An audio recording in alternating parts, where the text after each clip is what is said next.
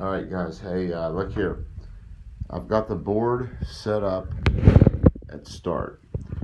Basically at each location where the enemy starts, which are number 2 through 12, because you'll be asked to roll a random location, and you just roll 2d6 and add them. Each location starts with one SS rifleman,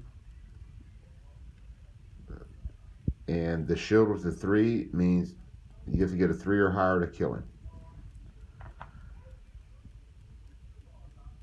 And one starts in each section all along the outside of the board. They have to advance into the gatehouse. There's different routes that they can advance from. These 3 can come up this way.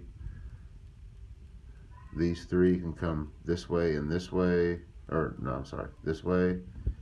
Purple and brown up here come around in that way, as long with these. So, and the map that you're defending, the castle, is broken down into sectors. Here you have the South Terrace, which is this box here, all these spots. Here's the Keep. Here's the Great Hall. Here's the North Terrace. Out here you have the Gatehouse, and you have a disabled tank called the Besotten Jetty, and it's there. Each location has a defense value that always starts at 6. Certain cards can be played that might lower that defensive value, as that area is blasted with cannons and shit.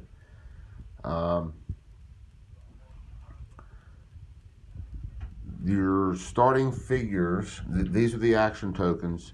Once you take an action, you put this on top of the unit to note that you've already taken an action with that. You get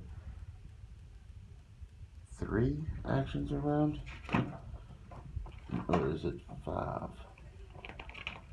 Defender.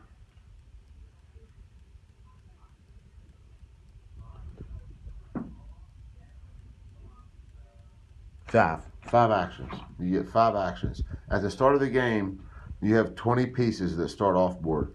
These guys are in the cellar. These are French resistance or French guys that can't be used or activated until all 20 of these guys are out on the map. So for the first 4 turns of the game, all you're going to be doing is putting guys on the map. And they'll be going in these separate locations out here. Something to note, this area is a green, light green, well, this is like light green. Any character in an area with light green can shoot at any of these guys out here in light green. Okay, any of the guys that are in the yellow can shoot at any guys in the yellow. Any guys in the purple can shoot at guys in the purple. Any guys in the brown can shoot at guys in the brown. Of course, some of them you can shoot at both or either. Out here in the gatehouse, you can shoot at the yellow and at the gray, which are these 3 areas here where enemies spawn. So you can actually blast the spawn points from the gatehouse and the tank. The tank can only blast spawn points.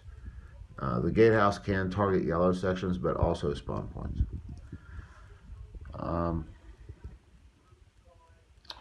Your guys, your friendly fellows, certain guys can be placed on the tank, and they have that T there. That means these guys can be placed on one of these tank spaces. I also have some soldiers over here. Pollock is especially powerful. And we also have some German guys. We have, I should have done that. 1, 2, 3, 4. We have 5 riflemen, regular German soldiers. but the M here denotes that they have low morale, so they're easy to kill. We also have some officers, which is that O. We have Hockel, Dietrich, Blitzschmidt, and Gangle. They're all officers, which allow them a special ability that I'll explain later. The C denotes another special ability called Command. S, this is Sacrifice Gangle. You can do some weird shit with Gangle. I'll explain it later. And then we have an SS guy who can command. And we're going to bring these guys out on the board and put them in these positions or in this castle to protect us from this the 17th SS Panzer Division that's attacking. The game is played by draw.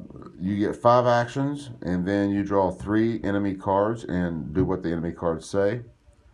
Then you get 5 actions, and you draw 3 more enemy cards, and you want to make it through the bottom of the deck. You want to make it through this whole deck before the enemy enters the castle along one of these routes. One card near the end of the deck will allow you to play this card, which will end the game immediately. And there's also another card near the end that will give you reinforcements, which will let you bring these 3 guys into play. This card back here is only used in competitive play, which this game's not designed for. And that is basically the setup. And a little bit of the explanation of the counters. I'll get in more detail later. Thanks for watching, guys. I appreciate it.